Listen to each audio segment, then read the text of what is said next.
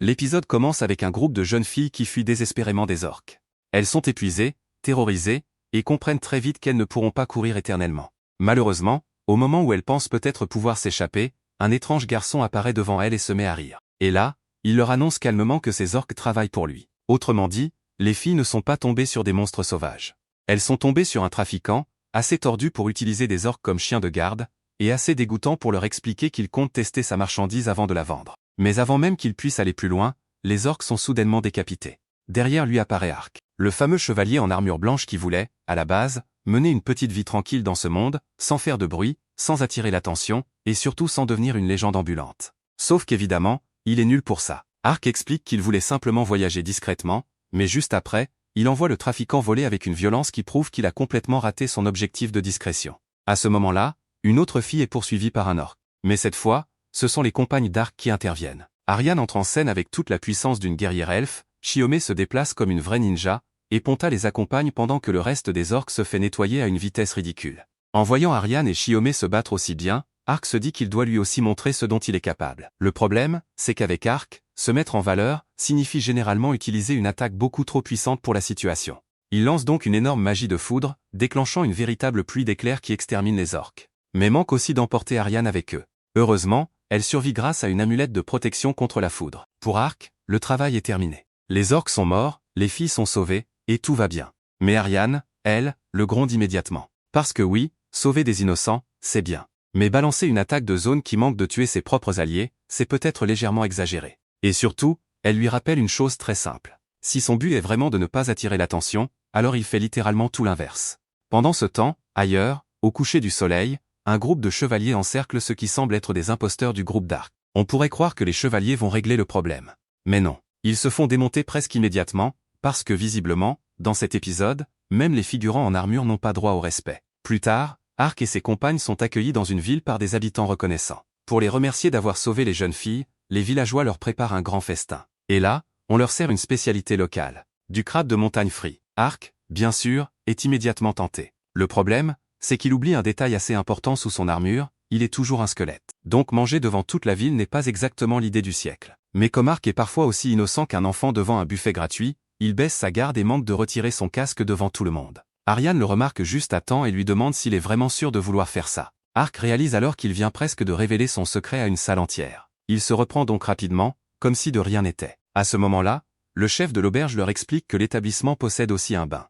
Ark lui demande immédiatement s'il s'agit d'une source thermale, et l'homme lui confirme que oui. Les sources sont partagées par les auberges de la ville, mais leur établissement est l'un des rares endroits de toute la région à posséder un bain.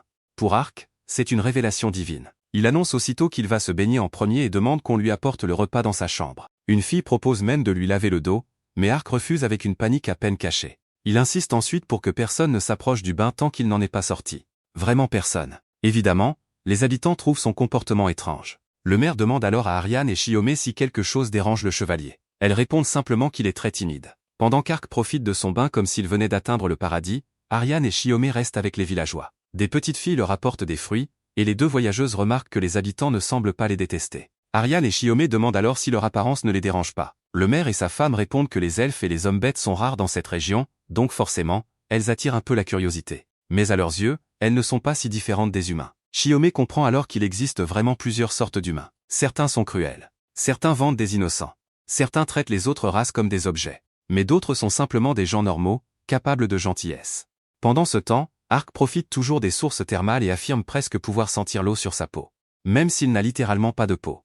Un peu plus tard, Ariane et Chiomé rejoignent les bains. Et là, elle tombe sur Ark. Sauf qu'il s'est trompé de côté. La situation dégénère immédiatement. Les filles l'attaquent, Ark panique, et ce moment de détente se transforme en nouvelle humiliation pour le pauvre squelette. Après cet incident, elle lui rappelle leur véritable objectif. Ark doit rejoindre une source capable de briser sa malédiction et de lui rendre une apparence humaine. Le souci, c'est que cette source se trouve dans la direction opposée. Autrement dit, à force de vouloir aider tout le monde, Ark les a complètement éloignés de leur destination. Ariane lui fait remarquer qu'ils ont déjà perdu beaucoup trop de temps. Ils ont raccompagné des grands-mères, sauvé des enfants, arrêté des bandits, détruit des trafiquants, et chaque fois, Ark a trouvé une bonne raison de faire un détour. Ark répond qu'il ne peut pas simplement ignorer des gens qui ont besoin d'aide. Et c'est exactement le problème avec lui. Il veut vivre tranquillement, mais il est incapable de fermer les yeux quand quelqu'un souffre. Ariane s'excuse auprès de Chiomé de l'avoir entraîné dans tous ces détours. Mais Arc se souvient alors d'un détail important: près de leur destination se trouverait aussi un lieu lié au clan Jinshin.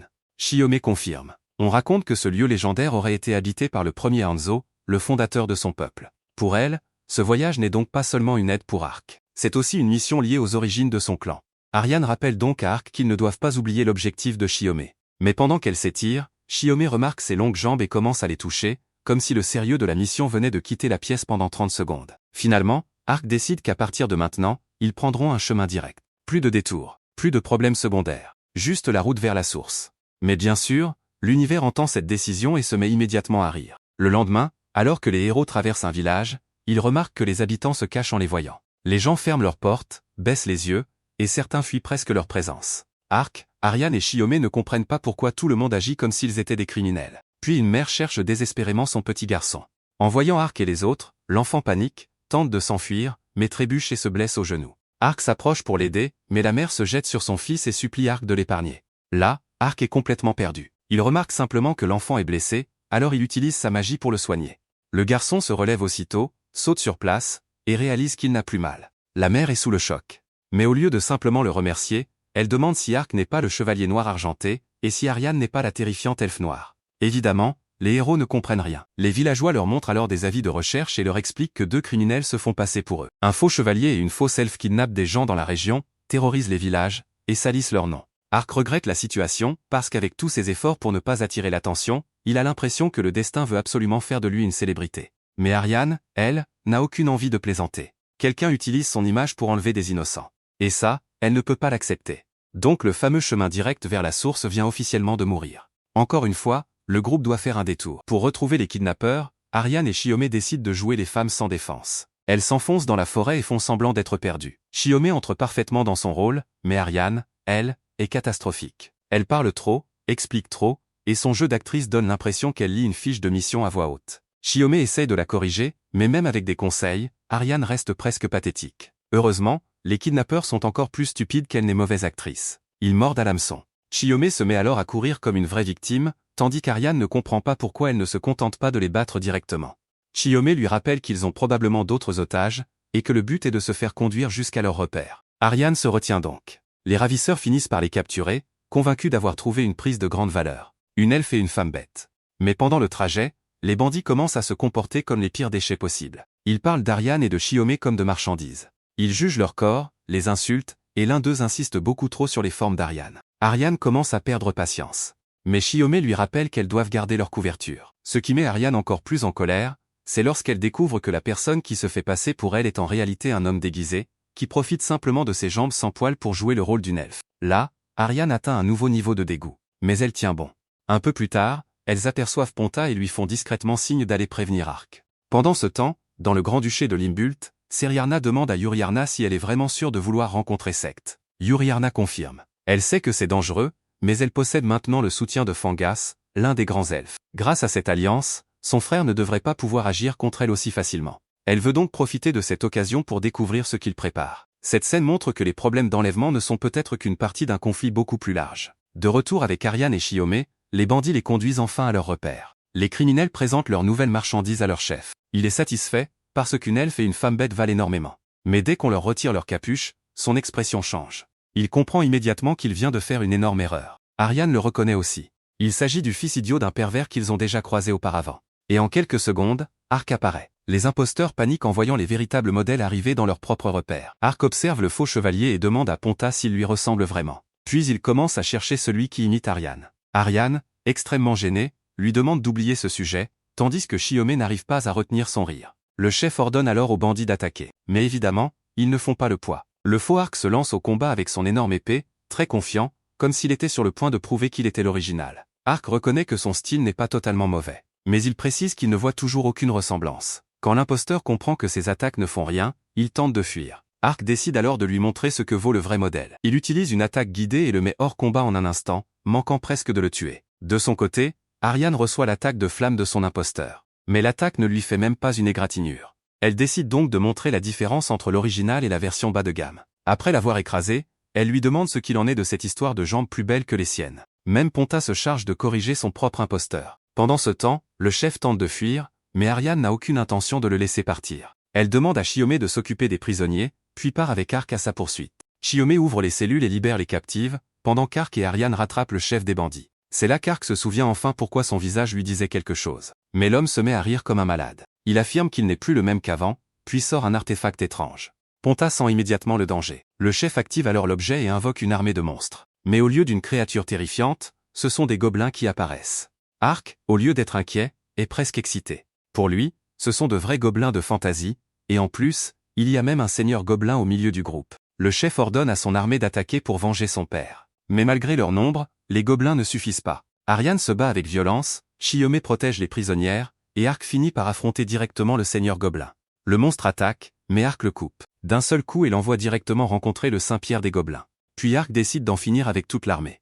Et comme d'habitude, il choisit la méthode la plus dangereuse possible. Il lance un sort de zone de terre à l'intérieur de la grotte. Des pics rocheux explosent du sol et détruisent les gobelins, mais le sort cause aussi un énorme désastre. Ariane lui demande comment il a pu penser que c'était une bonne idée d'utiliser une magie pareille dans un endroit aussi instable. Heureusement, Chiomé avait déjà fait sortir les prisonnières, et Ariane est protégée par la barrière d'Ark. Le combat est terminé. Les ravisseurs sont vaincus. Les imposteurs sont neutralisés. Et Ark sort encore sa phrase habituelle, comme si tout cela avait été parfaitement maîtrisé. Sauf qu'Ariane lui donne immédiatement son sermon traditionnel, parce qu'une victoire qui manque de provoquer l'effondrement d'une grotte reste difficile à applaudir. Un peu plus tard, les héros remettent les criminels à la chevalerie. Mais une question reste en suspens. Comment ce fils de riche a-t-il réussi à utiliser des gobelins? Une personne normale ne devrait pas pouvoir contrôler des monstres aussi facilement. Ariane explique alors qu'un étrange marchand venu d'un autre pays lui aurait fourni les gobelins. Il ne les contrôlait donc pas vraiment avec de la magie. Les monstres avaient déjà été dressés pour obéir. Ark se souvient alors d'un détail inquiétant. Au début de l'épisode, l'homme avec les orques semblait lui aussi contrôler ces monstres. Il est donc possible que les deux affaires soient liées. Quelqu'un fournit des monstres à des criminels. Quelqu'un transforme des créatures dangereuses en outils pour kidnapper, attaquer et semer la peur. Ailleurs, on voit justement un homme chauve donner des ordres à une armée de gobelins. Les monstres lui obéissent sans hésiter. La menace est donc loin d'être terminée. Chiomé décide de retourner temporairement dans son village pour chercher des informations. Si un réseau utilise des monstres dans plusieurs régions, son peuple pourrait avoir entendu quelque chose. Elle quitte donc le groupe. Ark regrette qu'ils aient encore été forcés de faire un détour, mais cette fois, il est temps de reprendre la route. Leur objectif reste les montagnes du Dragon du Vent, où se trouverait la source capable de briser la malédiction d'Ark. Mais avant qu'ils puissent vraiment continuer, Ariane lui demande, un peu gênée, s'ils peuvent passer par un dernier endroit. Ark lui demande où elle veut aller. Le deuxième épisode s'ouvre sur une note complètement différente, en se concentrant sur une femme inconnue assise seule dans une cave sombre et faiblement éclairée, en train de broyer tranquillement une sorte d'herbe. Avant même que la série ne nous donne le moindre contexte sur qui elle est, ou ce qu'elle fait, la scène coupe brusquement pour retrouver notre duo principal, Ark et Ariane, qui arrivent dans une toute nouvelle ville. Ils apprennent rapidement que le seigneur local, un humain, a récemment épousé une elfe, et que tous les deux sont venus spécifiquement pour offrir leurs félicitations en personne. Ark admet ouvertement qu'il est sincèrement surpris qu'un humain et une elfe finissent mariés, tandis que Ariane se montre bien plus sceptique dès le départ, soupçonnant immédiatement que ce mariage pourrait ne pas avoir été consenti par l'elfe. Elle avance que si le seigneur refusait simplement de les recevoir, cela confirmerait presque ses soupçons, et insiste sur le fait que, de toute façon, ils devraient enquêter eux-mêmes sur la situation plutôt que de prendre les choses pour argent comptant. Juste au moment où Ark commence à concéder que Ariane pourrait avoir un point légitime, toute l'ambiance change, des trompettes retentissent, et tous deux sont accueillis chaleureusement et avec enthousiasme dans le manoir. Le seigneur les accueille personnellement et avec une sincérité évidente, et il devient immédiatement clair qu'il ne s'agit pas d'un arrangement forcé ou mis en scène. Lorsque son épouse elfe apparaît, elle donne l'impression d'être détendue, gracieuse, et sincèrement reconnaissante de leur visite, ce qui affaiblit encore davantage les soupçons initiaux de Ariane presque immédiatement. Le couple propose même de la nourriture à Ark et Ariane, bien que Ariane insiste pour d'abord régler une véritable conversation. Le seigneur, quant à lui, ne peut presque pas s'empêcher de s'extasier sur à quel point sa femme est merveilleuse, la complimentant si abondamment et à répétition que cela commence presque à sembler excessif, mais la sincérité sous-jacente rend évident que la relation est totalement authentique. Pourtant, quelque chose continue de tarauder Ariane. Elle avait entendu dire que le précédent dirigeant de cette ville était assez âgé, elle se demande donc comment cet homme visiblement bien plus jeune s'est retrouvé au pouvoir si soudainement. Le seigneur explique tout patiemment, son père persécutait activement les elfes dans toute la région, et une fois qu'il en a découvert toute l'ampleur, il s'y est opposé complètement. Face au refus de son père d'écouter ou de changer de cap, il a fini par comploter avec plusieurs dirigeants locaux pour le destituer entièrement, spécifiquement pour s'assurer qu'aucune autre race ne continue d'être maltraitée sous son règne. Il a ensuite pris la place de son père en tant que seigneur. Ariane réalise rapidement que le dirigeant actuel n'a absolument rien à voir avec son prédécesseur, et il est révélé que le père destitué a depuis été enfermé dans la pièce la plus haute du château, en guise de punition pour ses actes passés. On apprend également que le mariage lui-même est en réalité né directement de tout ce conflit. Le Seigneur a rencontré celle qui est maintenant sa femme alors qu'il travaillait activement à mettre fin à la cruauté de son père envers les elfes, et il est tombé amoureux d'elle en chemin. Ariane est sincèrement impressionnée par tout cela, qualifiant cet acte de remarquablement admirable, et Arc propose qu'il s'installe enfin pour manger, puisque tout semble désormais parfaitement en ordre. Mais juste au moment où ils s'apprêtent à partir, le Seigneur les arrête et admet qu'il a en réalité besoin de leur demander une faveur. Ariane, perplexe puisque tout semblait bien se passer, demande ce qui pourrait encore poser problème. Il explique que tout l'intérêt de ce mariage public était de démontrer aux gens que les unions entre races différentes sont entièrement possibles et légitimes, mais que dernièrement, quelque chose a clairement mal tourné en coulisses, et que des incidents récents l'ont sincèrement rendu inquiet pour la sécurité de sa femme. Il raconte avoir trouvé un serpent dangereux caché dans le lit de sa femme quelques jours plus tôt, et peu après, avoir découvert qu'une servante ayant goûté la nourriture de sa femme y avait trouvé du poison mélangé. Ariane en conclut immédiatement que le responsable doit forcément être quelqu'un vivant à l'intérieur même du foyer, puisqu'il serait quasiment impossible pour une personne extérieure de glisser un serpent venimeux dans une chambre aussi surveillée, ou de contaminer de la nourriture depuis l'extérieur du château. Le Seigneur confirme que c'est exactement ce qui l'inquiète le plus, et leur demande formellement leur aide pour attraper le responsable. Ariane accepte sans hésitation, et Arc appuie sa logique, soulignant qu'étant donné à quel point le château est manifestement sécurisé, le coupable doit presque certainement déjà vivre à l'intérieur de ses murs. Ils acceptent de rester sur place et d'enquêter correctement, le propre père destitué du Seigneur se distinguant comme le suspect le plus évident, puisqu'il vit toujours quelque part dans le château malgré la perte officielle de sa position. Ariane explique qu'elle aura besoin d'un peu de temps pour bien étudier la situation avant de tirer de véritables conclusions, et les deux s'installent pour commencer leur enquête. Avant de se séparer pour le moment, le Seigneur ajoute une dernière requête. Il souhaite sincèrement, un jour, rendre le mariage totalement public, dans l'espoir de prouver aux sceptiques, y compris à ceux qui pensent exactement comme son propre père le pensait autrefois, qu'épouser quelqu'un en dehors de sa propre race n'a rien de honteux, et que les autres races méritent tout autant de respect que les humains. Il est clair, à la façon dont il l'explique, que ce mariage porte pour lui un poids symbolique réel, bien au-delà du simple bonheur, et Ariane est visiblement émue par la sincérité qui se dégage de ses propos. Ce soir-là, profitant pleinement du fait que cette ville côtière propose du homard et du poisson frais réellement excellents, Arc profite pleinement de son dîner, apparemment sans le moindre souci au monde. Ariane le reprend presque immédiatement pour se détendre autant alors qu'ils sont censés travailler activement sur une affaire. Arc insiste sur le fait qu'il comprend parfaitement ce qui est en jeu, soulignant que ce mariage est censé envoyer un message vraiment important au monde, et demande directement à Ariane ce qu'elle pense qu'il devrait faire. Elle explique que rassembler des informations solides doit passer avant toute chose, et Arc accepte de prendre en charge lui-même le volet enquête. 3 jours complets passent, et au 3e jour, Arc profite une fois de plus tranquillement d'un grand repas sans grande urgence.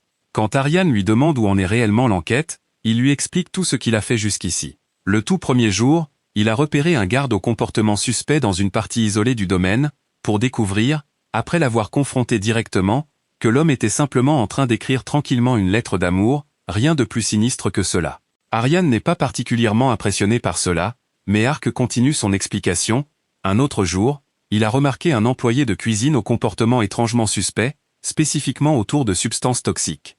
Interrogé directement, l'homme a révélé qu'il faisait en réalité des recherches sur des antidotes, au cas où l'épouse du Seigneur serait de nouveau empoisonnée, afin de pouvoir réagir immédiatement et lui sauver la vie. Cela disculpe donc également le personnel de cuisine de tous méfaits. Frustré à ce stade, Ariane demande qui pourrait bien encore être responsable si ce n'est ni le garde, ni le personnel de cuisine. Arc mentionne alors une dernière bizarrerie qui le tracassait.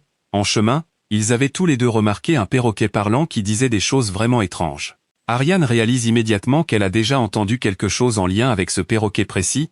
Elle se souvient avoir aperçu une cage vide quelque part dans le manoir pendant leur visite précédente, et se rappelle que lorsqu'ils avaient interrogé le Seigneur directement à ce sujet, il avait expliqué qu'elle avait autrefois appartenu à un perroquet de compagnie possédé par son père, l'oiseau s'étant apparemment envolé quelque temps après que son père a perdu le pouvoir. En rassemblant toutes les pièces, Ariane devient totalement convaincue que le père destitué est en quelque sorte derrière tout ce qui s'est passé. Arc demande quelle devrait être leur prochaine étape, et Ariane révèle qu'elle a déjà élaboré un plan. Pendant ce temps, on retrouve le père destitué, toujours enfermé dans sa chambre, en train de se convaincre que rien de tout cela n'est réellement la faute de son fils, rejetant plutôt toute la faute sur l'elfe, et déclarant ouvertement qu'il compte l'éliminer entièrement. Ariane fait discrètement introduire une grande caisse en bois dans sa chambre, sous le simple prétexte qu'elle sert de rangement supplémentaire, puis quitte rapidement les lieux.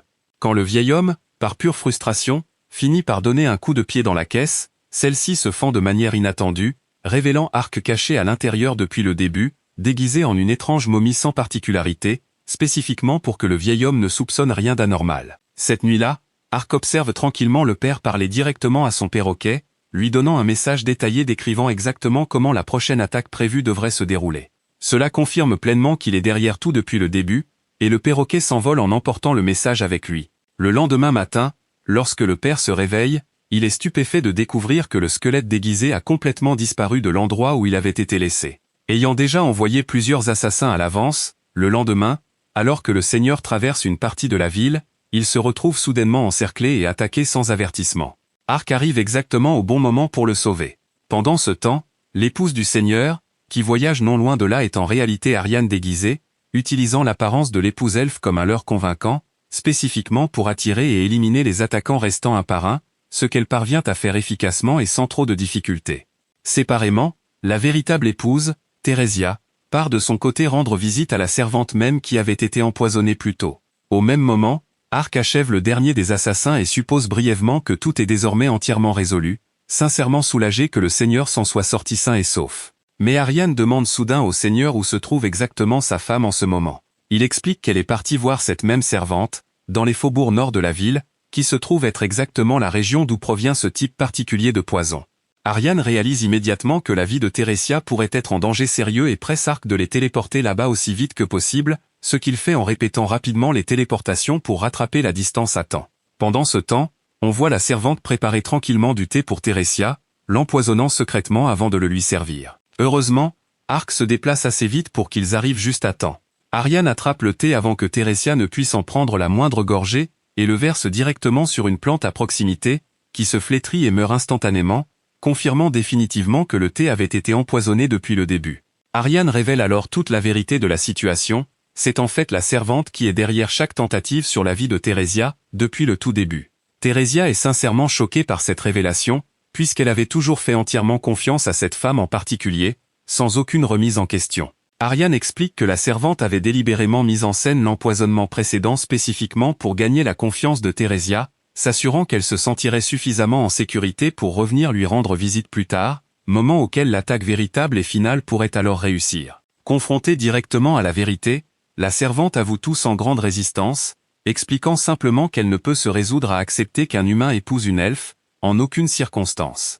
Elle tente de fuir la scène et de mettre fin à ses propres jours par honte, mais Arc l'en empêche physiquement, lui disant qu'il n'y a sincèrement aucune raison de mourir pour cela, insistant sur le fait qu'elle a toujours une réelle valeur, et pourrait à l'avenir contribuer à quelque chose de significatif plutôt que de mettre fin à tout ici.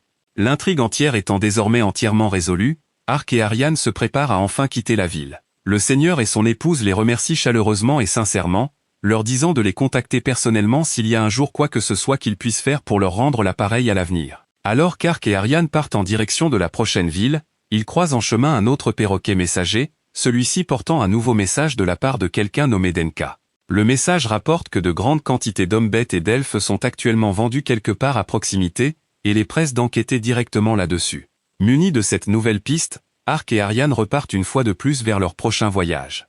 Dans le territoire prospère de Huvan, la mélodie claire de la flûte d'une fille aux cheveux noirs attire une foule sous la tour de l'horloge. Pendant que la petite sœur, Shay, joue en bas et capte l'attention de tous, son grand frère Chill escalade la tour à main nue, s'agrippant brique après brique jusqu'à ce que toute la place soit obligée de lever la tête. Les rires et les pièces remplissent rapidement le bol placé devant la fille. Cela semble être un spectacle de rue ordinaire dans une ville bondée, mais le rassemblement offre également une couverture parfaite à plusieurs silhouettes encapuchonnées qui observent discrètement des cibles potentielles. Arc, Ariane et Ponta arrivent à Huvan après avoir reçu une requête urgente de Danka. Un groupe de ravisseurs opère dans tout le territoire, vendant ses victimes à l'étranger. Les criminels ne ciblent pas seulement les elfes ou les hommes bêtes. Même les humains peuvent disparaître s'ils attirent l'attention des mauvaises personnes. Huvan est également un centre commercial majeur reliant le grand-duché de Limbalt à Olaf, la capitale royale de Rodan. Les chariots marchands entrent et sortent constamment, tandis que les rues bondées rendent remarquablement facile le fait d'exfiltrer quelqu'un hors de la ville sans être remarqué. Malgré le danger, Ariane est ravie par ce qu'elle voit. Les elfes et les hommes bêtes peuvent marcher ouvertement dans les rues, échanger des marchandises et parler avec les humains sans éveiller les soupçons. Elle pense que les efforts de la princesse Uriana ont enfin commencé à produire un véritable changement. Arc espère qu'un jour, le fait que différentes races partagent la même route deviendra si ordinaire que plus personne n'y prêtera attention. Malheureusement, les ravisseurs exploitent les foules de cette ville symboliquement pacifique pour répandre la peur. Après le long voyage, Ariane suggère de se reposer pour la nuit et de commencer l'enquête le lendemain matin. Arc accepte immédiatement, en partie parce qu'une ville de cette taille est presque assurée de proposer d'excellents repas. Ce soir-là, tous les trois s'installent dans le coin privé d'une auberge. Arc retire son casque pour que le squelette doré puisse manger, tandis qu'Ariane se plaint que des heures de questions n'ont produit aucune piste utile. La ville est trop peuplée, les rumeurs sont trop nombreuses, et un criminel peut disparaître presque instantanément en se fondant dans la foule. Arc pense que les méfaits finiront par laisser des traces, mais Ariane lui rappelle qu'attendre que les ennuis viennent à eux est précisément la raison pour laquelle leur voyage vers les montagnes de la couronne du dragon ne cesse de se transformer en missions qui n'ont rien à voir. Leur conversation sérieuse prend fin lorsque Ponta devient soudainement tout rouge et s'effondre à côté d'une assiette de viande. Ariane devient elle aussi inhabituellement joyeuse et étourdie, sa voix s'adoucissant jusqu'à ne presque plus ressembler à la personne disciplinée qu'elle est d'habitude. Arc vérifie le menu et découvre enfin le problème. Le plat appelé dinde ivre est cuisiné avec suffisamment d'alcool pour enivrer quiconque le mange. Ponta est déjà inconscient, tandis qu'Ariane continue d'insister sur le fait qu'elle est parfaitement sobre. Arc trouve alors une solution incroyablement mauvaise.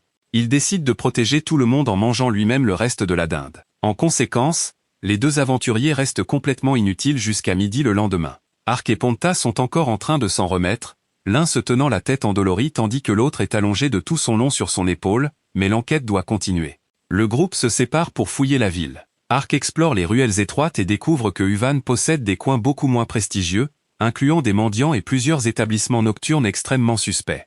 Un homme tente d'attirer le voyageur en armure vers un hôtel privé, pour finalement découvrir qu'Arc est beaucoup trop sérieux pour son baratin commercial et récolte un visage tuméfié pour sa peine. Ariane enquête de son côté dans le quartier du marché. Lorsque les deux se retrouvent près de la place, aucun n'a trouvé suffisamment d'informations pour identifier le chef des ravisseurs. À ce moment-là, des acclamations provenant de la tour de l'horloge les attirent vers la représentation de Schill. Aujourd'hui, le garçon grimpe seul, Shen n'est nulle part sous la tour pour jouer de sa flûte. Ariane sent que quelque chose ne va pas, bien qu'elle ne comprenne pas encore pourquoi. La foule reste complètement absorbée par chaque mouvement que fait Schill. Plus il monte, plus tout le monde en bas lève les yeux. Alors que tous les regards sont fixés sur la tour, Schill pointe soudainement le doigt directement vers Ariane. Un homme encapuchonné s'approche immédiatement par derrière, presse un couteau contre elle, et lui ordonne de le suivre sans faire de bruit. Plusieurs complices se tiennent cachés parmi les spectateurs, prêts à encercler la cible, et à l'escorter hors de la place. Ariane comprend immédiatement la méthode. Le spectacle crée une foule, Schill identifie une cible d'en haut, et les ravisseurs encapuchonnés s'approchent depuis un angle mort avant de retirer la victime en plein jour. Malheureusement pour eux, ils ont choisi une elfe noire ayant une expérience considérable dans le démantèlement de réseaux de trafic. Ariane projette à terre l'homme qui la retient. Les autres criminels s'enfuient dans une ruelle et lâchent de la fumée pour dissimuler leur fuite. Elle les poursuit mais ne parvient à attraper personne. Avant de perdre le groupe de vue, Ariane ordonne à Arc de capturer Schill. Comprenant que le plan a échoué, le garçon quitte la tour et s'enfuit en courant sur les toits. Il connaît la ville à la perfection, s'agrippe aux rebords étroits avec aisance, et se retourne même pour se moquer du chevalier en armure lourde qui le poursuit. Une plateforme en bois s'effondre derrière Schill, lui laissant croire que la silhouette encombrante a finalement été distancée. Arc, cependant, n'a pas besoin de gagner par la vitesse. Il utilise la magie de téléportation et apparaît directement sur le chemin du garçon. Schill n'a pas le temps de se retourner et s'écrase directement contre une armure aussi solide qu'un mur de pierre. La poursuite se termine sans lui causer de blessures graves. À l'extérieur des murs de la ville, Schill est assis, ligoté devant Arc et Ariane. Il accuse avec colère Arc d'avoir triché, tandis qu'Arc explique calmement qu'il s'est contenté d'utiliser la magie. Ariane exige de savoir pourquoi un enfant aide des ravisseurs et où leurs victimes sont détenues. Schill baisse la tête et refuse de répondre, même lorsqu'on lui dit que les captifs incluent des enfants de plusieurs races différentes. Il garde le silence. Pendant l'interrogatoire, la blessure au genou de Schill commence à le faire souffrir et le fait s'effondrer. Arc empêche Ariane d'exercer plus de pression et utilise la magie de guérison pour soigner la blessure mineure. L'attitude de Schill change immédiatement.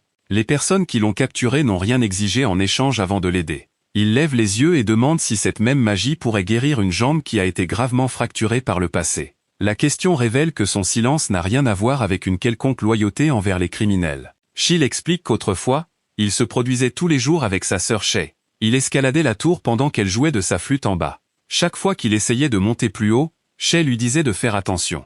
Mais Chill continuait à prendre des risques car le public récompensait les performances plus dangereuses avec plus d'argent. Un jour, une partie du mur supérieur s'est soudainement effondrée. Des chutes de pierre ont frappé la place et ont gravement blessé la jambe de Shay. À partir de ce moment-là, Chill a dû se produire seul pour gagner de quoi payer son traitement. Les spectacles de rue ne rapportaient jamais assez. Alors qu'il avait presque perdu espoir, un homme encapuchonné nommé Mushra est apparu et a offert son aide. En échange, Chill devait aider à sélectionner des cibles dans la foule. Il a accepté car guérir Shay était la seule chose qui comptait pour lui. Ce n'est qu'après avoir vu les ravisseurs s'emparer d'enfants, qui n'étaient pas différents de sa sœur, que Chill a compris que son espoir de sauver une personne était acheté au prix de la souffrance d'innombrables autres familles. La colère d'Aryan commence à s'estomper, et Ark ne considère plus Chill comme un ennemi. Shra a profité d'un frère désespéré au moment précis où celui-ci croyait n'avoir aucun autre choix. Leur première priorité est de libérer Shay de la menace utilisée pour le contrôler. Ark demande à Chill de les conduire à sa sœur, donnant au garçon l'opportunité de réparer son erreur tout en rapprochant le groupe de la cachette des ravisseurs. Ailleurs, les trafiquants savent déjà que leur emplacement a peut-être été découvert. Leur chef ordonne immédiatement de transférer tous les prisonniers hors de la ville. La salle de détention exiguë est remplie de chaînes et de captifs, incluant des humains, des elfes, des hommes bêtes et des enfants. Les criminels se plaignent de ne pas avoir réussi à capturer des cibles de plus grande valeur avant de discuter de Chill et Shay. Les jambes abîmées de la fille réduisent son prix de vente, mais pour eux, elle reste utile comme moyen de pression pour forcer son frère à obéir. Chill retourne dans la petite pièce avec Ark, Aryan et Ponta. Shay est immédiatement soulagé de voir son frère, mais ses jambes sont couvertes d'échymoses dues à des traitements cruels et à des mois sans mouvement approprié. Ark place une main sur son genou et lance un sort de guérison. La lumière efface les blessures directes, mais il explique que ses muscles sont devenus raides et faibles. Shay doit s'entraîner progressivement à les bouger de nouveau. Réparer les dommages ne signifie pas qu'elle peut courir instantanément comme si de rien n'était. Chill s'assoit à côté d'elle, examine soigneusement ses jambes, et lui conseille de ne pas forcer. Il promet de l'aider tout au long de sa convalescence. Observer les frères et sœurs rappelle à Aryan sa propre sœur, Even. Peu importe la fréquence à laquelle les membres d'une famille se disputent, le lien qui les unit ne peut être facilement remplacé. Shay comprend que Chill doit encore guider le groupe d'Ark, elle lui demande donc simplement de ne rien faire de dangereux. Il sourit et promet d'être prudent. Malheureusement, les ravisseurs ont tout observé de loin. Deux hommes encapuchonnés attendent que la pièce soit vide, reviennent pour s'emparer de Shay et la place à bord du convoi qui se prépare à quitter Uvan. Portant une cape, Chill conduit Ark et Aryan à la base souterraine que Mushra utilisait auparavant. Deux hommes encapuchonnés les suivent secrètement et réalisent que le garçon les a trahis, mais ils n'attaquent pas car l'endroit a déjà été abandonné. Plusieurs couches de chaînes bloquent l'entrée. Ark brise le cadenas et fait entrer le groupe. Les pièces sont vides, à l'exception de menottes en métal abandonnées, de cordes et de caisses en bois, prouvant que les prisonniers n'ont été déplacés que très récemment. Chill les guide à travers un passage secret que les ravisseurs utilisent normalement pour transporter les captifs à l'extérieur. Cependant, au moment où ils atteignent la rue, tous les chariots ont disparu. Chill se souvient seulement que les criminels ont mentionné un jour la route menant vers Olav. Ark change immédiatement de tactique. Utilisant la magie, il transporte Aryan, Chill et Ponta par-dessus le mur de la ville, et sur une haute corniche rocheuse d'où ils peuvent observer la route en contrebas. Trop de chariots presque identiques voyagent à l'extérieur de la ville pour que Chill puisse identifier le bon à son apparence. Il étudie les conducteurs l'un après l'autre, mais ne trouve aucun visage familier. Juste au moment où leur espoir commence à s'estomper, une mélodie de flûte familière s'échappe de l'un des véhicules en mouvement. Chill reconnaît immédiatement la chanson de Shay. À l'intérieur du chariot, Shay est assise parmi les prisonniers et joue délibérément de sa flûte en guise de signal. Un garde lui arrache rapidement l'instrument et la frappe, mais le bref son a déjà rempli son objectif. C'est Shay, et non la magie écrasante d'Ark, qui permet au groupe d'identifier le bon chariot. Chill leur demande désespérément de sauver sa sœur. Ark et Aryan descendent immédiatement, et bloquent le passage du convoi. Les trafiquants reconnaissent Aryan comme l'elfe noir qui a perturbé leur opération plus tôt. Au lieu de battre en retraite, ils affirment avec arrogance qu'ils n'ont perdu que par manque de vigilance, et annoncent que, cette fois, ils vont la capturer et la vendre elle aussi. Aryan leur adresse un sourire glacial, et les invite à essayer. Un homme charge avec un couteau, elle se décale, esquive la lame, et réduit la distance à une vitesse foudroyante. Avant même qu'il ne comprenne ce qui s'est passé, elle le dépasse et le fait s'effondrer à côté de la roue du chariot. Les autres tentent de s'appuyer sur leur avantage numérique, mais leur formation s'est déjà effondrée. Ark apparaît derrière les ravisseurs restants, une lumière bleue brillant à travers l'ouverture de son casque. Il les condamne pour avoir exploité l'amour entre Chill et Shay, et transformé un enfant désespéré en outil.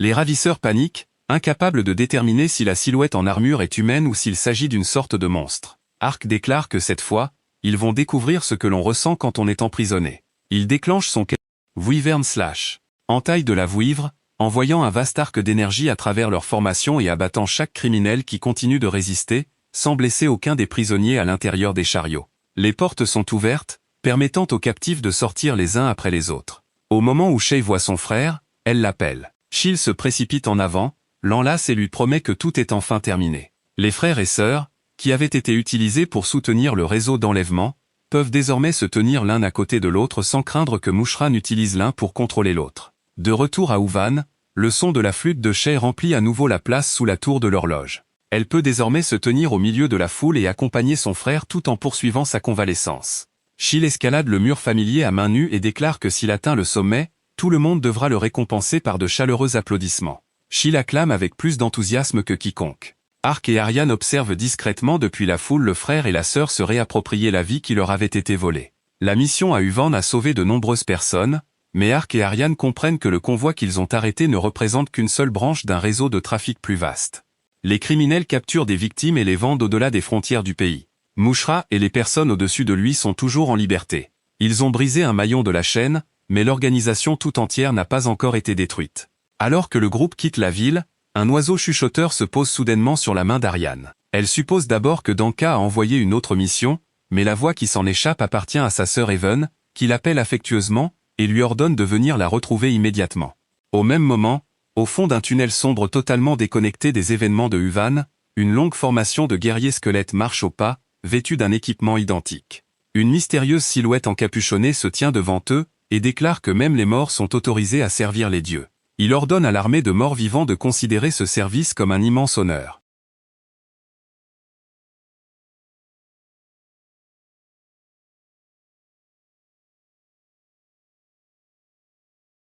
Dans le couloir obscur d'un grand manoir, une elfe aux cheveux bleus avance avec une bougie en direction d'une porte scellée. Dès que sa main touche le métal, une lumière violette envahit tout l'écran. Une puissante décharge d'énergie la projette en arrière et la fait tomber au sol, comme si une force sinistre cherchait délibérément à l'effrayer pour la tenir éloignée. Des éclairs violets illuminent la nuit, mais ce qui se trouve derrière la porte demeure caché. Ailleurs, Ark, Aryan et Ponta sont arrivés dans les montagnes d'Aneto après avoir répondu à la convocation d'Evin. Ark a entendu dire qu'Evin était une guerrière elfe exceptionnelle et il a hâte de la rencontrer. Il suppose que le fait de leur demander de l'aide signifie peut-être qu'elle a enfin reconnu les progrès accomplis par sa petite sœur. Aryan l'espère également, même si son expression laisse entendre qu'elle ne pense pas que la situation sera aussi simple. Ponta est la première à remarquer une silhouette encapuchonnée qui plonge vers eux depuis les airs. Ark a tout juste le temps de lever les yeux qu'une épée s'abat sur lui. Aryan crie pour le prévenir, et le chevalier squelette dégaine sa lame afin de bloquer l'attaque de front. Les deux armes s'entrechoquent violemment, mais Ark reste debout, immobile comme un mur d'or. L'assaillante s'arrête et retire sa capuche, révélant qu'il s'agit d'Evin. Apparemment, dans cette famille d'elfes, lancer une attaque surprise à l'épée est une manière parfaitement normale de dire bonjour. Avant qu'Aryan puisse se plaindre, Evin exige que sa sœur l'appelle, grande sœur, et la serre très fort dans ses bras. Elle examine Aryan de la tête aux pieds et remarque qu'elle semble avoir maigri. Après avoir assisté à la démonstration d'escrime d'Evin, Ark se souvient du style de combat de Glony et souligne qu'elle se déplace vraiment comme sa mère. Evin répond modestement qu'elle est encore très loin du niveau de Glony. Lorsqu'Aryan lui demande pourquoi elle a attaqué Ark, Evin explique calmement qu'elle ne donnera jamais son approbation si l'homme choisi par sa petite sœur est trop faible. Ark est complètement déconcerté par ce sous-entendu, tandis qu'Aryan s'empresse de nier qu'ils entretiennent ce genre de relation. Evin raconte que leurs parents lui ont parlé d'Ark à de nombreuses reprises, depuis les multiples fois où il a aidé les elfes jusqu'à sa quête de la source capable de dissiper les malédictions. S'ils n'éprouvent rien l'un pour l'autre, pourquoi sont-ils toujours aussi inséparables? Aryan explique qu'elle ne fait que rembourser sa dette envers Ark en le guidant jusqu'à la source, car un humain ne peut pas pénétrer librement dans les terres qui l'entourent. Aryan comprend alors que sa sœur connaît déjà le secret dissimulé sous l'armure d'Ark. Evin le confirme, lui retire tranquillement son casque, observe le crâne qui se trouve dessous et conclut qu'il est bel et bien un squelette complet. Elle reconnaît qu'Ark est extrêmement puissant, mais estime que leur bref affrontement s'est terminé trop rapidement pour déterminer s'il est réellement digne d'Aryan. À cet instant, Aryan voudrait pouvoir s'enterrer elle-même, ainsi que toute cette conversation, sous la montagne. Aryan contre-attaque immédiatement en rappelant à Evin que c'est elle qui s'apprête à se marier. Ark lui présente ses félicitations. Aryan avait auparavant affronté seule une meute entière de louantés afin de récupérer leur queue et de les offrir comme cadeau de mariage à sa sœur. Malheureusement, la cérémonie a été reportée parce qu'Evin est occupé par sa mission actuelle. Son fiancé a non seulement accepté ce délai, mais il a même proposé d'aménager une chambre privée pour Ariane dans leur future maison. Ariane a immédiatement refusé cette occasion de devenir la chandelle la plus voyante de tout le continent. Elle demande ensuite à Evin si elle l'a convoqué uniquement pour tester Ark. L'expression de sa sœur devient sérieuse. La mission en cours est complexe et pourrait impliquer une personne très influente. Mais avant de lui expliquer la situation, Evin veut évaluer personnellement les progrès d'Ariane. Les deux sœurs dégainent leurs épées et se font face dans une clairière. Ariane attaque la première, accélérant à plusieurs reprises et changeant constamment de direction pour mettre son adversaire sous pression. Cependant, Evin anticipe chacune de ses attaques. Elle n'a même pas besoin de bloquer directement. Elle bouge uniquement lorsque cela est nécessaire, puis se place dans la position la plus avantageuse avant qu'Ariane ait pu achever son mouvement. Ark comprend qu'Evin n'est pas simplement plus rapide. Elle lit les intentions d'Ariane et agit toujours avec un temps d'avance. Incapable d'atteindre sa sœur avec son épée, Ariane décide d'utiliser la magie. Plusieurs projectiles de feu apparaissent et sont lancés simultanément, mais Evin se repositionne grâce au vent, esquive toute la salve et utilise aussitôt un sort d'eau. Une immense sphère enveloppe Ariane. Lorsque le sort disparaît, elle s'effondre au sol, trempée et désorientée, tandis qu'Evin se tient toujours exactement là où elle se trouvait au début du duel. Cette défaite continue de peser sur Ariane lorsque le groupe se repose autour d'un feu de camp. Elle reconnaît qu'Evin a toujours été la sœur exceptionnelle, une puissante guerrière qui a sauvé leur peuple à de nombreuses reprises, tandis qu'Ariane ne pouvait que rester derrière et les regarder. Même après des années d'efforts, la distance qui les sépare paraît toujours immense. Ark rappelle à Ariane que sa force ne se mesure pas uniquement à sa capacité à vaincre sa sœur. Comparée à la femme qu'il a rencontrée pour la première fois, elle a énormément progressé. Plus important encore, Ariane a sauvé d'innombrables vies de ses propres mains et elle a toutes les raisons d'être fière de la voie qu'elle a choisie. Ses encouragements lui mettent les larmes aux yeux.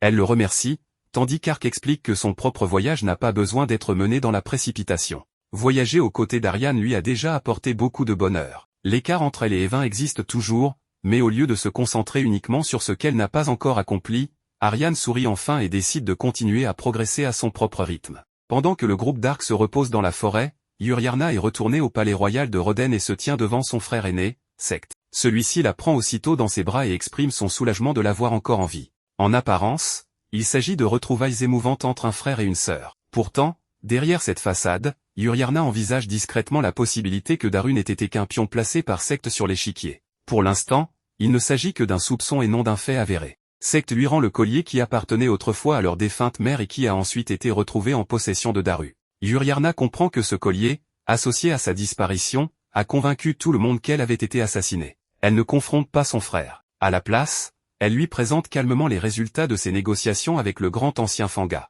Les elfes ont accepté de donner la priorité au commerce avec Roden. Parmi les marchandises proposées figurent des pierres de fertilité capables de restaurer les terres stériles et d'apporter d'immenses avantages au royaume. Sect comprend immédiatement la valeur de cet accord. Bien qu'il sache que de nombreux nobles s'y opposeront, il déclare qu'il travaillera aux côtés de Uriarna pour assurer la réussite de ce projet. La princesse le remercie puis quitte la pièce.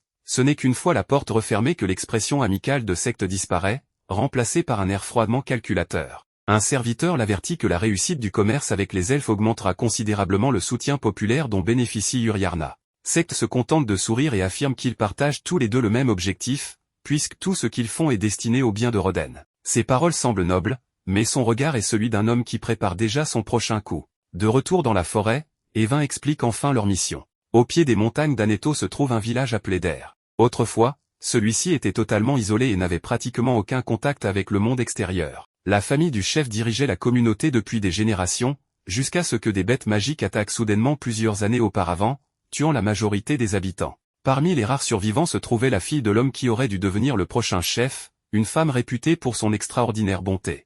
Après avoir pris Der en charge, elle a ouvert le village au monde extérieur et créé un centre destiné à aider les elfes et les hommes bêtes libérés. Échapper à l'esclavage ne signifie pas qu'une personne peut simplement rentrer chez elle. Beaucoup de survivants ignorent le chemin du retour, n'ont pas d'argent et ne possèdent pas la force nécessaire pour traverser des territoires dangereux.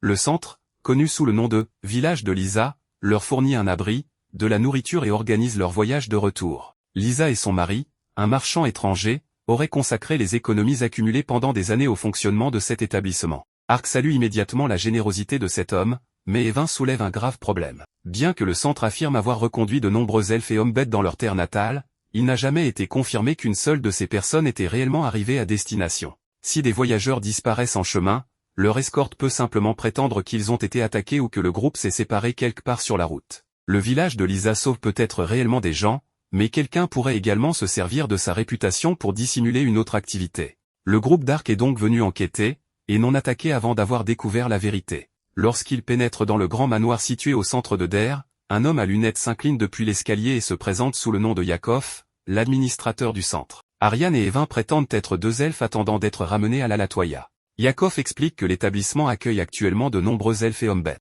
Les deux sœurs devront donc rester sur place pendant que leur voyage sera organisé. Tout ce qui est accompli ici correspond au souhait de Lisa, son épouse, qui a depuis disparu. Une elfe pâle aux cheveux bleus clairs, nommée Pamela, est chargée de leur faire visiter le manoir. Dans le couloir, Pamela retrouve une personne qui avait autrefois été emprisonnée à ses côtés dans la demeure d'un marchand d'esclaves. Elle s'était promis que, si elle retrouvait un jour leur liberté, elles vivraient ensemble. Cette promesse est enfin devenue réalité. Pamela rougit, tandis que sa compagne a du mal à contenir son bonheur. Après tant d'histoires de familles séparées par l'esclavage et les enlèvements, ces retrouvailles discrètes prouvent que le village de Lisa a réellement sauvé des gens par le passé. Les résidents expliquent que Lisa aidait les elfes et les hommes bêtes bien avant l'annonce des réformes de Uriarna. Elle soignait personnellement les blessés, leur offrait un endroit où dormir et leur donnait la possibilité de recommencer leur vie. Plus Ariane entend parler d'elle, plus elle souhaite la rencontrer. Cependant, la plupart des résidents actuels reconnaissent ne l'avoir jamais vue, car elle a disparu il y a longtemps. Selon une rumeur, elle aurait été enlevée par des personnes qui détestaient les elfes. Yakov croit toujours que sa femme est vivante quelque part,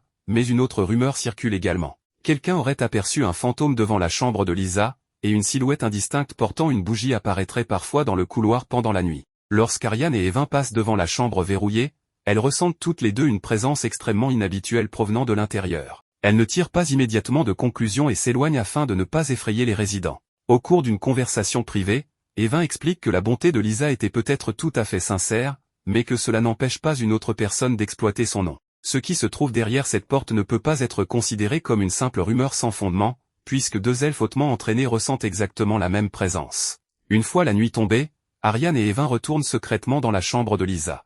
Alors qu'elle s'apprête à examiner la porte, une servante apparaît soudainement dans le couloir. Les deux sœurs sont contraintes de prétendre qu'elles se sont perdues, et la femme propose de raccompagner ses invités jusqu'à leur chambre. Ce qu'aucune des deux ne remarque, c'est que Yakov se cache derrière un mur et les observe avec une expression sinistre. Cette première tentative ayant été interrompue, Ariane décide d'appeler Ark. Si la porte principale ne peut pas être ouverte sans attirer l'attention, la magie de téléportation d'Ark représente le moyen le plus sûr de pénétrer à l'intérieur. Avant de poursuivre, les sœurs continuent d'interroger les résidents au sujet des voyages de retour. Elles apprennent que les itinéraires et les heures de départ sont gardés totalement secrets pour des raisons de sécurité. En dehors de Roden, presque aucun pays ne garantit que les elfes puissent voyager librement. Chaque personne secourue dépend donc entièrement de ceux qui organisent le trajet. La nuit suivante, Ark et Ponta retrouvent les deux sœurs à l'extérieur du bâtiment. Ark explique qu'il ne peut se téléporter que vers un endroit situé dans son champ de vision. Il leur suffit donc d'observer la chambre à travers une fenêtre. Il active son sort et passe de l'autre côté de la porte verrouillée. Son corps en armure apparaît faiblement au milieu d'une lumière violette, puis se matérialise progressivement, lui donnant exactement l'apparence d'un immense fantôme. Malheureusement, comme les histoires de fantômes ont commencé bien avant son arrivée, Ark ne peut pas être tenu responsable de celle-ci. Après avoir ouvert le passage à Ariane et Evin, le groupe commence à fouiller la chambre. Les deux sœurs comprennent aussitôt que l'étrange présence ne provient d'aucun objet situé autour d'elles, mais qu'elle remonte dessous le plancher. Elles découvrent rapidement une trappe dissimulée et un escalier de pierre qui s'enfonce profondément sous terre. Plus elles descendent, plus la brume violette devient dense. Ark, lui, n'en distingue absolument rien. Evin explique que les elfes sont capables de percevoir la corruption de la mort, une forme d'énergie mortifère liée aux morts vivants. C'est peut-être pour cette raison que les résidents ordinaires pensent avoir aperçu un fantôme. Ariane se demande tout de même pourquoi les gens normaux ne remarquent qu'une forme indistincte, sans ressentir de danger évident. Evin comprend rapidement qu'un sort a dû affaiblir ou dissimuler cette énergie mortifère. Seuls des elfes entraînés comme elles sont capables de l'identifier avec précision. Quelqu'un a délibérément masqué les signes de la présence de morts vivants afin qu'ils puissent agir sans être découverts. Ark crée une petite flamme pour éclairer leur chemin, puis le groupe poursuit sa progression dans le couloir de pierre. Ponta hérisse soudain tout son pelage, pousse un cri d'alerte et fixe l'obscurité devant elle. Un instant plus tard, toute une formation de guerriers squelettes armés d'épées et de boucliers apparaît. L'endroit que l'on croyait être un refuge pour des personnes ayant tout juste échappé à l'esclavage dissimule une armée de morts directement sous ses planchers. Ark resserre sa prise sur son épée, tandis qu'Ariane et Evin se placent de part et d'autre et se préparent au combat. Cependant, l'identité de celui qui contrôle l'armée de squelettes, le véritable sort de Lisa et le rôle de Yakov dans cette conspiration demeurent encore inconnus. Contre des morts vivants aussi faibles, Ark n'a qu'à agiter la main pour les anéantir. Malheureusement, sa démonstration de puissance va bien au-delà de ce que la situation exige.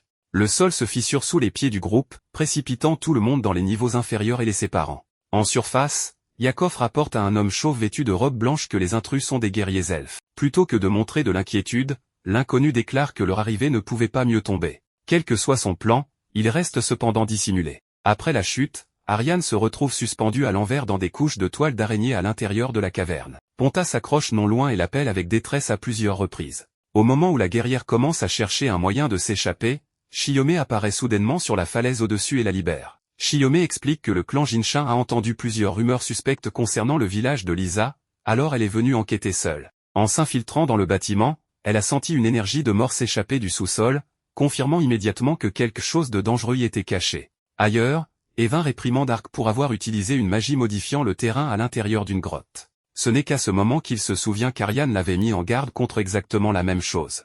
L'erreur étant déjà commise, les deux décident de s'enfoncer plus profondément. Une armée de morts-vivants dissimulés sous ce qui était supposément un centre de secours est un indice trop important pour être ignoré. Evin pense également qu'Ariane est capable de se protéger elle-même, car elle a personnellement entraîné sa jeune sœur depuis l'enfance. Lorsqu'Ark interroge Evin sur la fameuse mission de coopération qu'elle avait mentionnée précédemment, elle admet nonchalamment qu'une telle mission n'a jamais existé. Son véritable objectif était d'examiner l'homme suspect qui suivait sa sœur partout. Ark croyait avoir rejoint une enquête secrète, pour finalement découvrir qu'il subissait une évaluation de la part de la famille d'Ariane. Shiyome raconte à Ariane tout ce qu'elle a découvert après s'être temporairement séparée du groupe. Un homme nommé Udolan avait autrefois utilisé des bêtes magiques pour enlever des gens. Mais il n'était pas la seule personne capable de contrôler des monstres. D'autres groupes ont également utilisé des bêtes pour chasser des elfes, des hommes-bêtes et même des humains.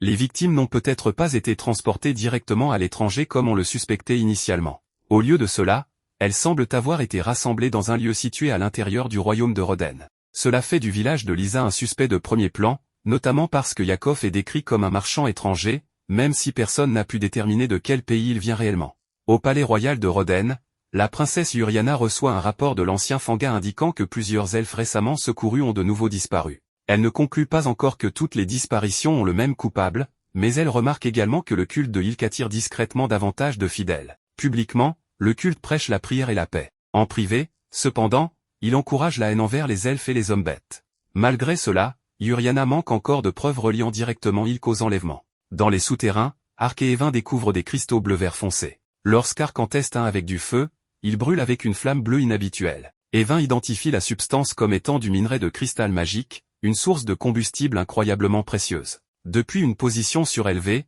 ils aperçoivent une énorme mine à plusieurs niveaux remplie de rails, de chariots à minerais et d'échafaudages. Les réserves en contrebas sont suffisamment importantes pour devenir une source majeure de richesse pour une nation entière. La mine, cependant, fonctionne grâce au travail forcé. Des gardes armés contraignent des elfes, des hommes-bêtes et des humains à extraire le minerai jusqu'à l'effondrement de leur corps. Evin reconnaît deux elfes qui étaient précédemment apparus dans l'établissement au-dessus. Les personnes à qui l'on avait promis protection et transport vers leur foyer n'ont apparemment jamais été autorisées à partir. Elles ont simplement été déplacées d'un prétendu sanctuaire vers une prison souterraine. Ark et Evin continuent dans les tunnels tandis qu'Ariane et Shiyome suivent des sons provenant de la mine. Un travailleur épuisé nommé Bart s'effondre, terrifiant sa petite amie. Elle essaie de l'aider, mais un garde l'en empêche. L'homme déclare froidement que quiconque n'est plus capable de travailler n'a plus aucune valeur et ordonne qu'on emmène Bart à l'établissement expérimental. Ark et Ariane entendent tous deux ces mots et s'enflamment de colère. Ils changent immédiatement de direction et suivent le garde pour découvrir ce qui se trame là-bas. Derrière les cristaux lumineux se dresse une structure en pierre ressemblant à un sanctuaire. Des dizaines de personnes de plusieurs races gisent immobiles devant son entrée.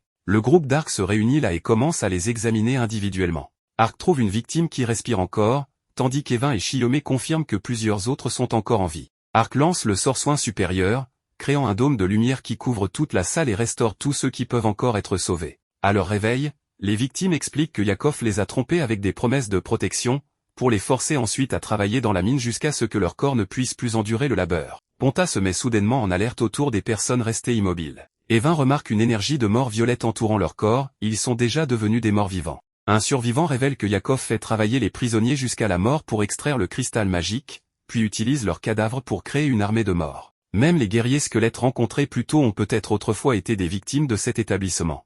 Au moment où la vérité éclate, Yakov apparaît en haut des escaliers avec un groupe de gardes armés. Il accueille calmement les guerriers elfes comme s'il recevait des invités dans son domaine. Ariane l'accuse immédiatement d'exploiter le nom du village de Lisa pour rassembler des personnes récemment libérées de l'esclavage. Elle exige également de savoir comment un étranger a pu découvrir un gisement minéral que la famille du chef du village gardait secret depuis des générations, même aux yeux de la famille royale de Roden. Yakov admet que la mine a été découverte et saisie sur ordre de quelqu'un connu uniquement sous le nom du Grand. Bien que la communauté fût isolée, elle avait quand même besoin de médicaments et d'outils de l'extérieur. Yakov a exploité ses routes commerciales pour approcher Lisa, a utilisé sa confiance pour enquêter sur les secrets de sa famille et a finalement localisé le gisement. Ces hommes ont ensuite assassiné le chef du village et les autres membres de la famille de Lisa, déguisant le massacre en une attaque de bêtes magiques. Lisa a été gardée en vie temporairement afin que Yakov puisse s'emparer des propriétés et de l'autorité de sa famille. Lorsqu'il a proposé de construire un sanctuaire pour les elfes et les hommes bêtes, elle a accepté avec joie car elle voulait sincèrement aider son prochain. Sa bonté est devenue la vitrine d'un système fondé sur les enlèvements, le travail forcé et l'expérimentation nécromantique. Ark demande si le cristal magique extrait est envoyé au Grand et exige de connaître le but de cette armée de morts-vivants. Le simple fait d'entendre son maître être remis en question plonge Yakov dans une rage folle. Il déclare que les intrus ne méritent pas d'en apprendre davantage, cependant, puisqu'ils sont assez puissants pour atteindre l'établissement expérimental, ils feront d'excellents matériaux pour des morts-vivants de niveau supérieur. Yakov lève un dispositif magique contenant une pierre rouge-violette. Son étrange énergie se répand vers les victimes nouvellement secourues, leur ôtant le contrôle de leur corps et les forçant à avancer vers le groupe d'Ark. Puisque les attaquants sont des victimes innocentes, le groupe ne peut pas utiliser d'attaque destructrice de zone. Shiyome lance des shurikens d'eau pour perturber la ligne de front.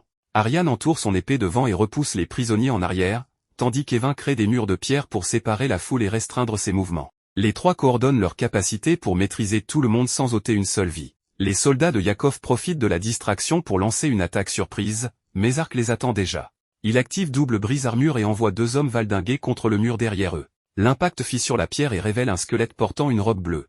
Yakov reconnaît immédiatement les restes comme étant ceux de Lisa. Il ne manifeste ni douleur ni remords et fait froidement remarquer que l'installation souterraine est une tombe tout à fait convenable pour elle. Il admet seulement que, jusqu'à présent, il ignorait où son corps était tombé exactement.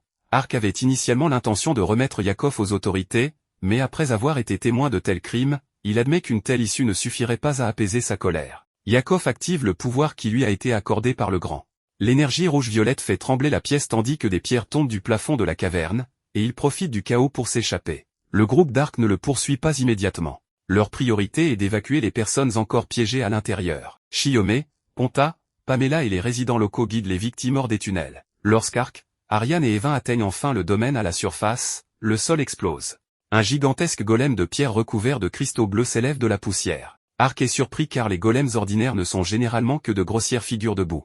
La créature qui se dresse devant eux appartient clairement à une classe supérieure. Il la nomme immédiatement le golem colossal ultime suprême. Evin admet que le titre lui convient remarquablement bien, mais Ariane n'a aucune patience pour leurs enfantillages alors que des civils fuient encore. Elle leur ordonne de se concentrer sur la bataille. Shiyome commence avec la magie du feu, Evin invoque un énorme torrent d'eau, et Ark enchaîne avec le châtiment divin. Après ces trois puissantes attaques, le groupe croit brièvement avoir gagné. Mais lorsque la fumée se dissipe, les yeux du golem s'illuminent à nouveau, et son énorme corps reste debout. Yakov apparaît au loin et hurle que c'est là le pouvoir qui lui a été accordé par le Grand.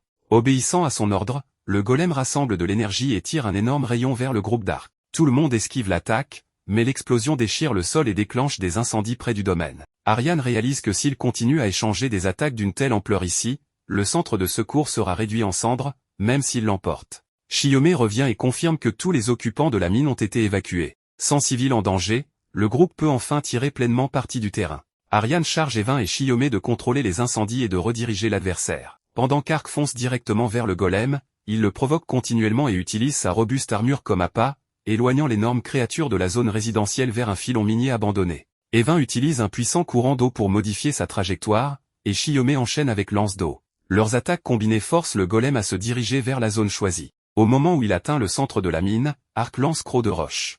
Cette fois, il ne détruit pas la caverne par accident, de nombreuses pointes de pierre s'élèvent délibérément autour des pieds du golem, bloquant son lourd corps au point d'embuscade et créant une ouverture pour l'attaque finale. Evin fait signe à Aryan, qui insuffle de l'énergie magique dans sa lame et invoque des flammes sacrées. Ark prend position du côté opposé et libère Vipère de flammes. Les deux flux de feu frappent la cible simultanément. L'explosion à l'intérieur du filon de cristal éclate avec une violente lumière bleue, projetant de la roche et de la terre hors du cratère et faisant trembler toute la zone. Lorsque les secousses s'apaisent enfin, le golem gît immobile parmi les ruines. La victoire appartient à toute l'équipe. Shiyome a terminé l'évacuation et aidé à positionner l'ennemi. Evin a éteint les incendies, contrôler la trajectoire du golem et signaler le moment parfait pour attaquer. Arc a servi d'appât et a immobilisé la créature tandis qu'Ariane coordonnait la frappe de feu décisive. En regardant Ariane et Arc combattre ensemble si naturellement, Evin admet que sa jeune sœur semble capable de surmonter même les défis les plus difficiles lorsqu'elle se tient à ses côtés. Yakov refuse toujours d'accepter la défaite. Depuis une corniche surélevée,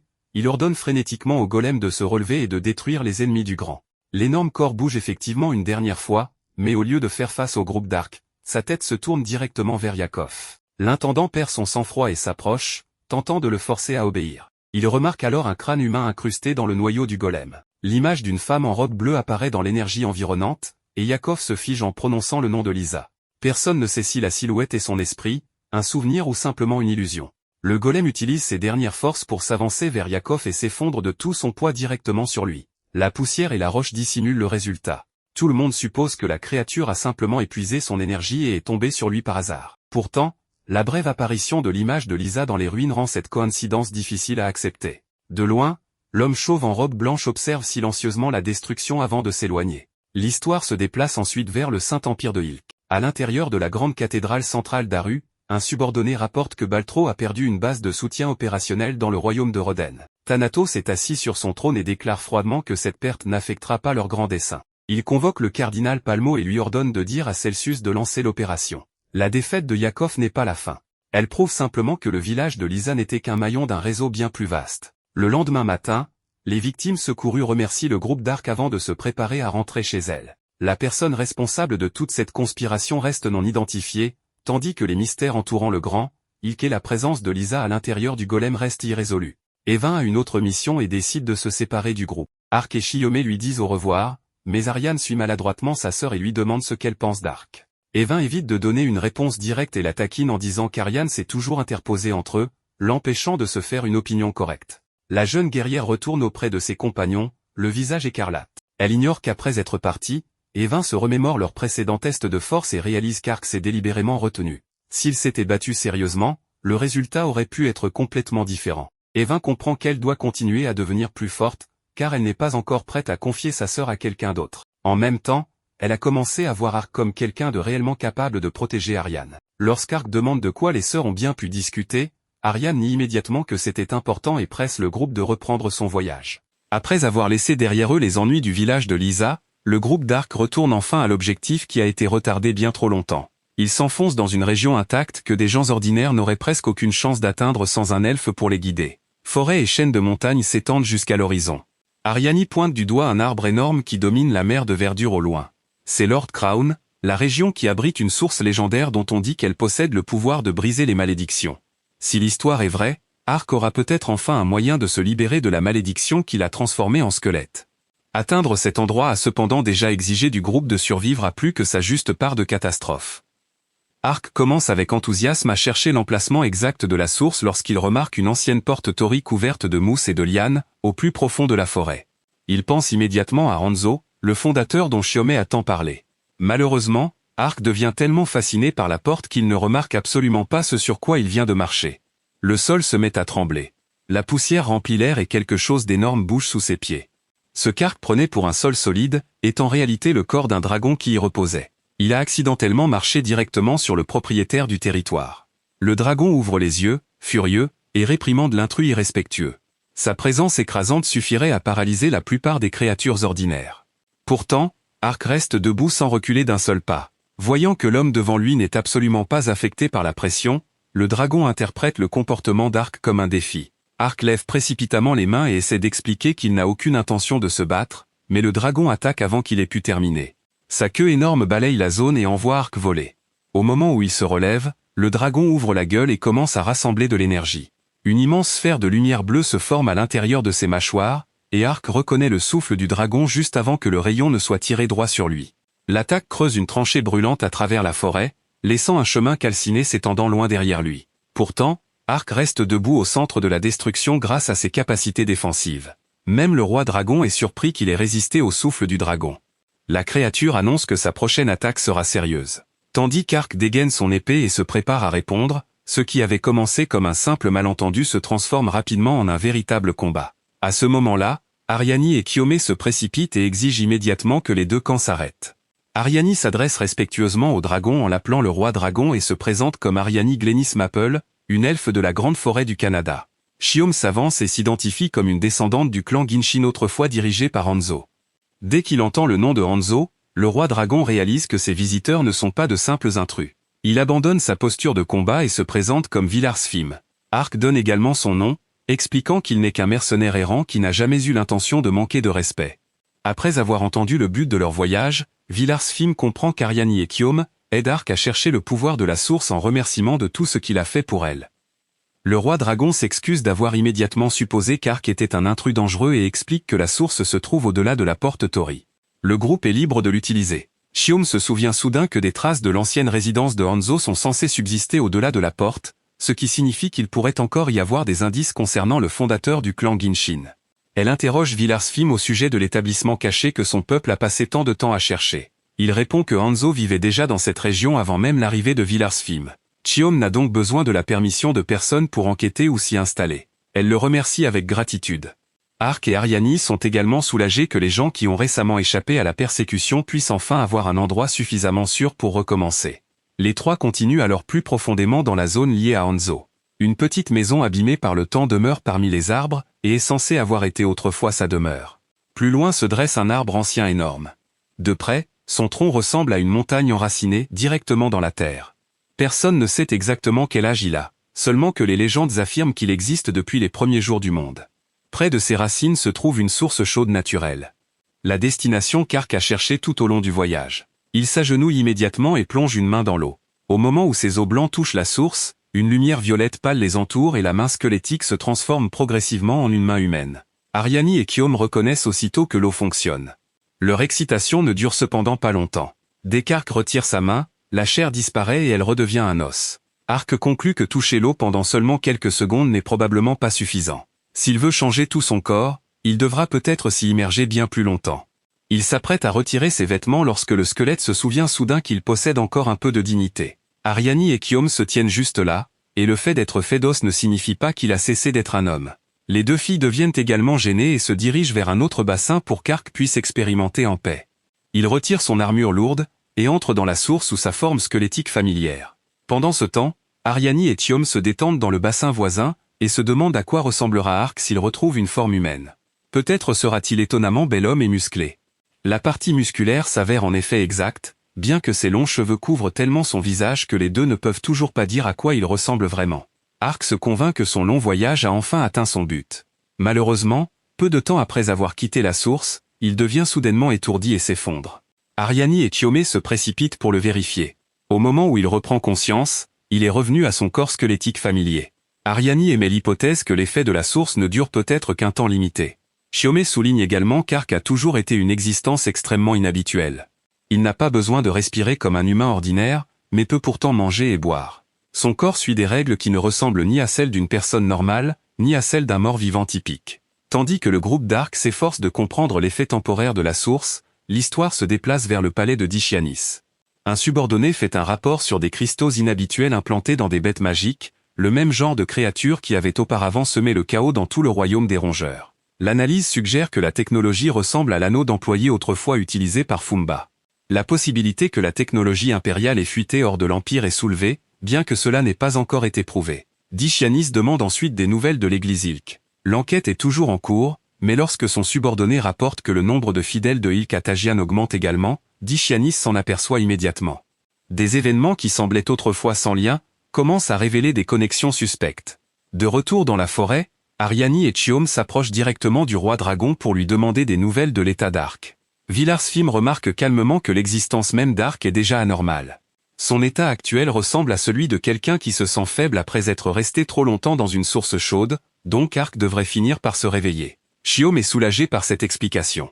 Ariani lui dit d'aller de l'avant et de guider le peuple Genshin vers leur nouveau village, promettant de rester derrière pour veiller elle-même sur Ark. Leur recherche de la source briseuse de malédiction semblait enfin avoir atteint sa conclusion, seulement pour créer un problème entièrement nouveau. L'eau fonctionne définitivement. Ark est réellement revenu à une forme humaine pendant un court moment. Le problème est que l'effet ne dure pas. Chiome part temporairement pour continuer à aider son peuple, demandant à Ariani de bien prendre soin d'Ark.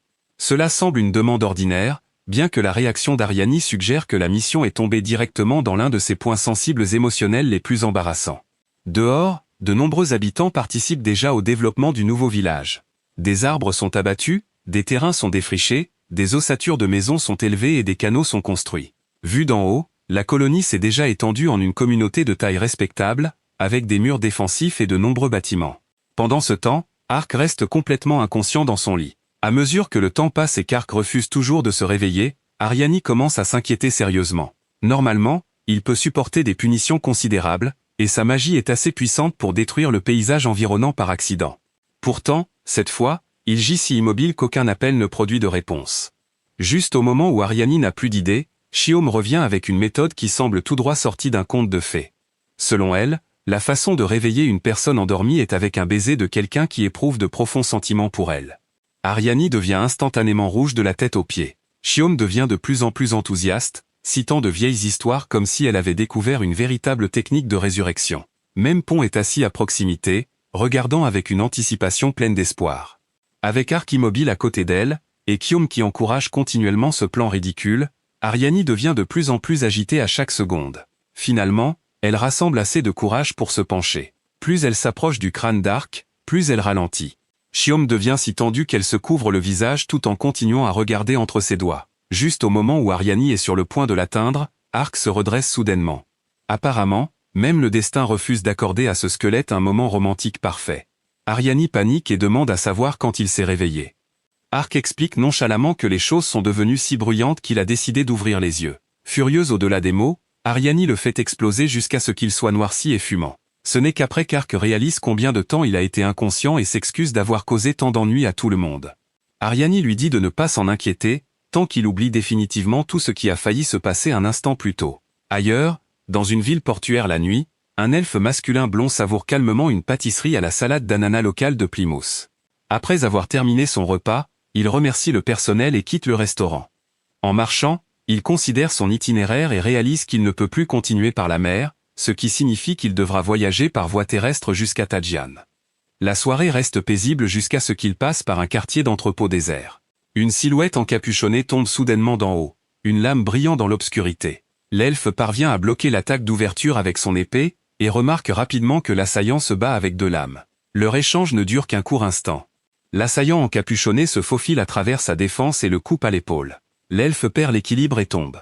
De retour à la source briseuse de malédiction, Ark essaie d'entrer à nouveau dans l'eau, mais est stupéfait de découvrir que son corps squelettique ne se transforme plus en chair.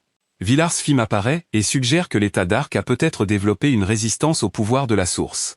Il précise clairement qu'il ne s'agit que d'une hypothèse, pas d'une conclusion prouvée. Le roi dragon observe qu'Ark semble s'être remis et mentionne qu'il a examiné son état pendant qu'il était inconscient.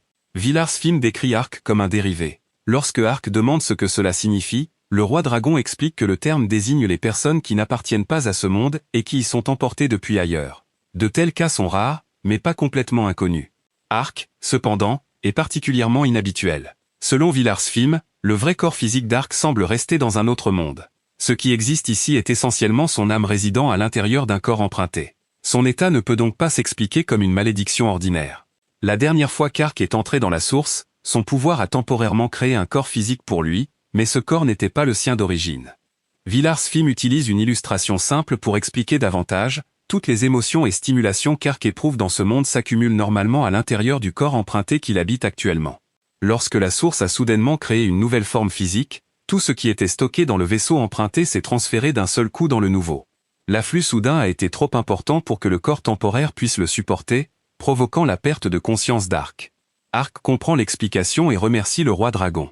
Il conclut que récupérer son corps d'origine uniquement grâce à la source n'est plus possible. Bien que Villars Fim ne puisse pas offrir d'autres solutions pour l'instant, Ark ne peut que se souvenir de ce qu'il a appris et fixer sa main squelettique. Un voyage qui semblait certain de résoudre sa malédiction a au contraire ouvert encore plus de questions. Juste au moment où la conversation semble se terminer, plusieurs personnes s'approchent.